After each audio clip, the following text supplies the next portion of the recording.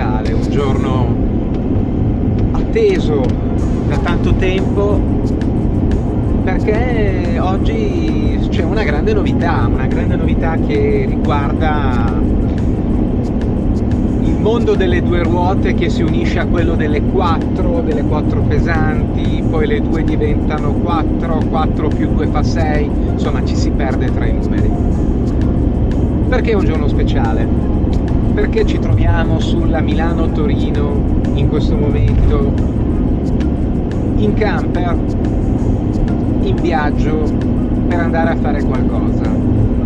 Perché oggi in realtà non stiamo andando a fare, come dire, l'uscita da weekend, ma stiamo andando a prendere un oggetto un po' particolare.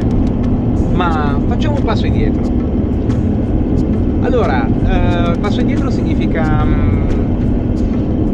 mi sento motociclista, ho iniziato ad essere camperista da poco.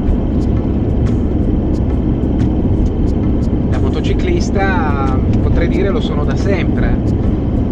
Se volessimo trovare, diciamo, proprio un punto di partenza, per essere proprio precisini, avevo 12 o 13 anni quando con mio padre, con un piccolo motorino con un nome che già anticipava tante cose, si chiamava Sogno. Io non lo so se era la marca o il modello, era un piccolo motorino che si chiamava Sogno.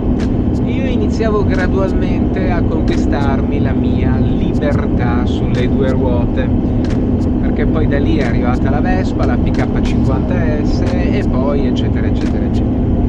Quindi questo animo motociclistico me lo porto da sempre.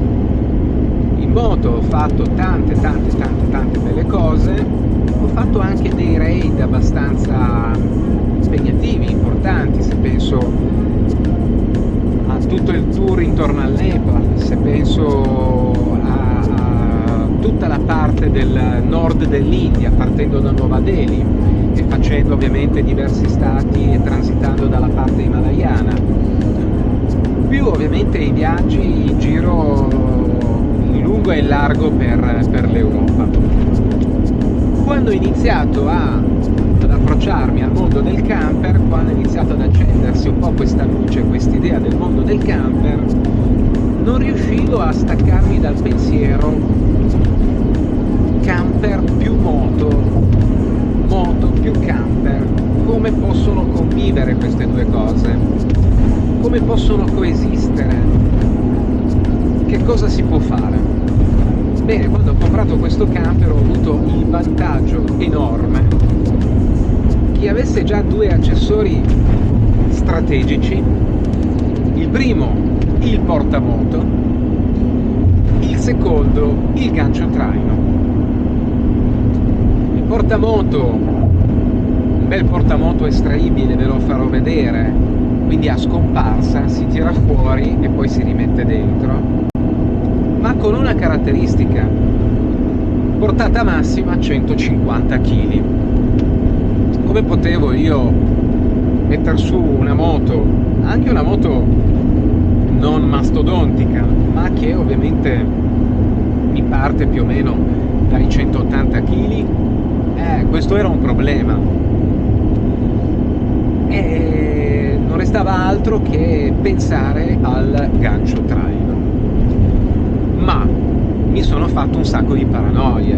Diamine, io sono purista della motocicletta, io che ho sempre odiato vedere quelli che trainavano sul carrello la moto, io che ho sempre considerato proprio un must, un punto di partenza in moto che rappresentava comunque l'inizio dell'avventura, l'inizio del viaggio, il portarsi gradualmente e possibilmente evitando le autostrade verso quelle che poi erano praticamente le aree geografiche di scoperta. Purista assolutamente 100%. E come potevo giustificare a me stesso il pensiero di mi porto la moto dietro? Questo è stato un bel dilemma, ma gradualmente ho scoperto che le due cose insieme potevano potevano convivere, potevano avere un loro senso, un loro perché. Quando l'anno scorso ho iniziato a utilizzare il camper, mi è piaciuto comunque raggiungere un posto in montagna, restare lì per un tot di tempo, e poi non riuscivo a star senza moto, perché l'idea comunque della scoperta in moto di tutte le aree limitrofe, insomma, è qualcosa di diverso, è qualcosa veramente che fa la differenza. E quindi addirittura avevo preso l'autobus, avevo raggiunto Milano, avevo preso la moto, avevo raggiunto il posto in montagna dove ero, e poi avevo fatto tutto il giro al contrario. Allora ho iniziato a immaginare che comunque questo accostamento moto e camper mi poteva aprire tutta una serie di scenari, di possibilità, di modo comunque nuovo, diverso di vivere due grandi passioni, sacrificando un pochino di turismo motociclistico, ci può stare. E di conseguenza ho iniziato a pensare al carrello. Avevo sto benedetto ghiacciatraino, carrello. Che tipo di carrello? Insomma, è iniziato tutto uno studio, è il carrello LB, è il carrello LC, è il carrello, tutta una serie di possibilità, di marchi, di produttori e via di seguito. Ma allo stesso tempo, insomma, non lo nascondo, volevo che questa cosa fosse la meno invasiva possibile, in termini di lunghezza, in termini di eccetera eccetera eccetera eccetera. E quindi gradualmente sono arrivato a maturare l'idea che la soluzione giusta per me forse non era la più economica, ma era quella soluzione a cui avevo comunque pensato quando avevo iniziato ad approcciarmi al camper, in particolare a questo camper che poi abbiamo comprato, ed era un modo di concepire il carrello un po' diverso da quello più tradizionale, e quindi insomma gradualmente sono arrivato a maturare l'idea che quella sarebbe stata la strada giusta. Ma ve lo dico piano piano. Intanto siamo partiti, è una giornata piuttosto nuvolosa, stiamo andando in provincia di Torino.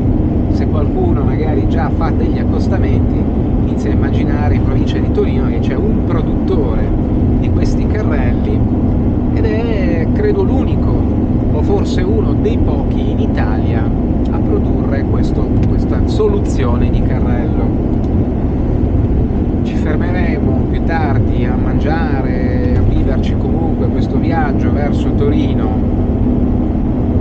in un certo modo, e poi gradualmente arriveremo a scoprire questo benedetto carrello, di che cosa si parla, perché in qualche modo è riuscito a sopire le mie ansie più profonde, perché non volevo che il camper diventasse un auto articolato da 10 metri, e perché questo carrello mi ha particolarmente convinto. Ciò nonostante non nascondo che cosa volete che vi dica? Me la faccio un po' sotto, perché io oggi devo comunque agganciare un carrello al camper, e ho già un po' di paura quando dovesse eventualmente verificarsi la necessità di dover fare una retro.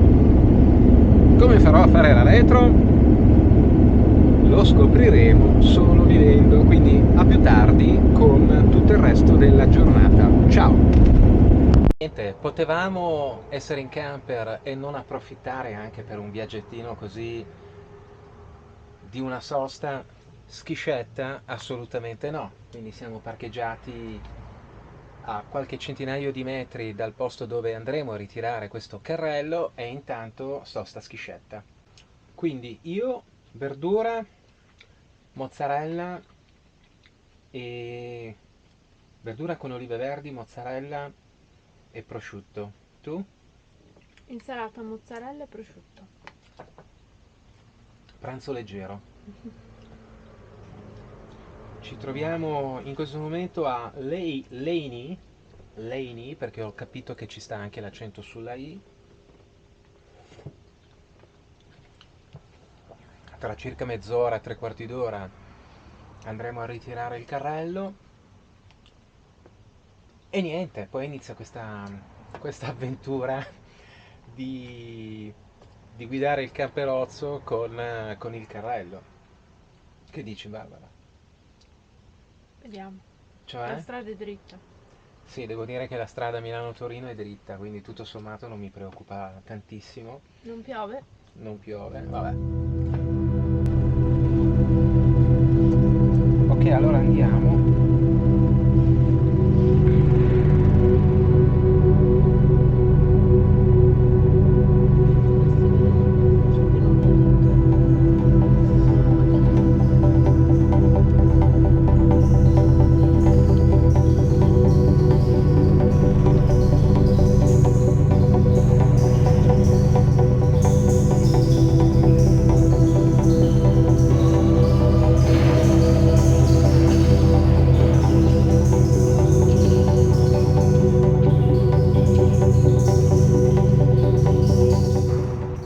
Ce l'abbiamo fatta, siamo arrivati, è questo il mezzo, è questo il carrello trasversale, meccanica Alco, 2,20 m di larghezza, 1,80 m in regime di marcia, 750 kg di portata, e adesso ce lo facciamo presentare un attimo.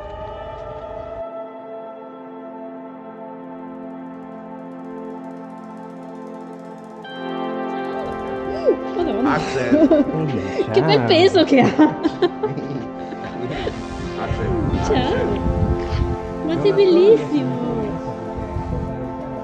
Sei bellissimo! Ma ti piacciono le mie scarpe? Axel, office, hey, Axel, office. Esatto. La penso che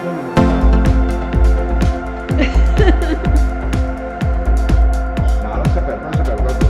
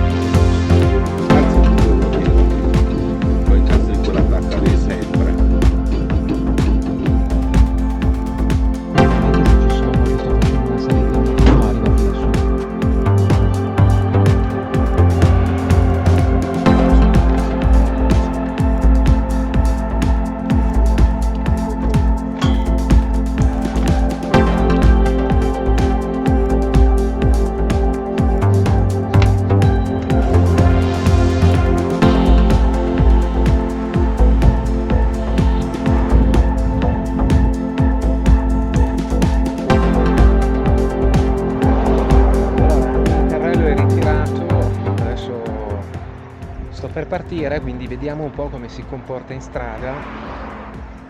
È abbastanza compatto, abbastanza ravvicinato, insomma non vedo situazioni, cioè, tutto sommato dovrebbe seguire abbastanza bene il camper. Devo solo fare attenzione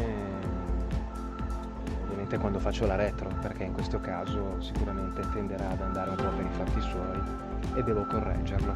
Quindi stiamo a vedere un po' come va e quindi stiamo per partire.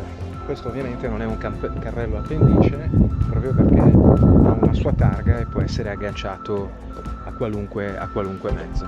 Sto trascinando un carrello, sto portando un carrello, sto facendo la prima rotonda. Vedo che il carrello mi segue. Che dire? Sono assolutamente alle prime armi. Sembra che tutto sia a posto. Non noto differenza in realtà, come se tutto... cioè non è che me lo sto spingendo, me lo sto trascinando, che sento il peso, fa tutto lui, però comunque c'è. Devo considerare che in questo momento è scarico, quindi ovviamente ballicchia un po', però è una figata.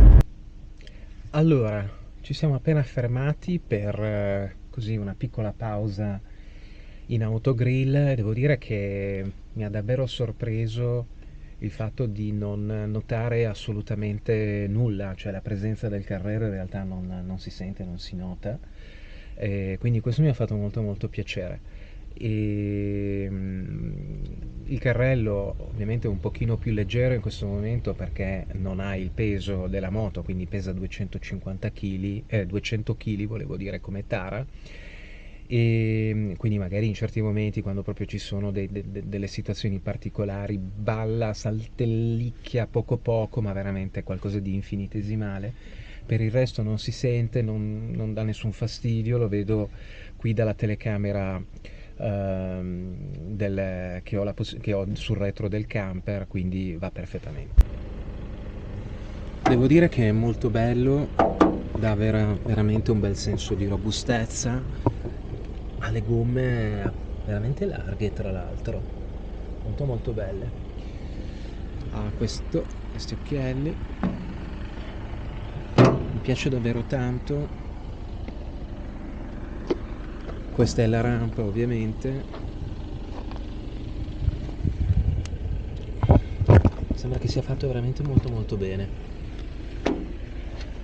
e volendo qui si possono mettere anche le sponde, perché questo qui è immatricolato anche per trasporto cose, quindi comunque è abbastanza interessante anche come uso alternativo.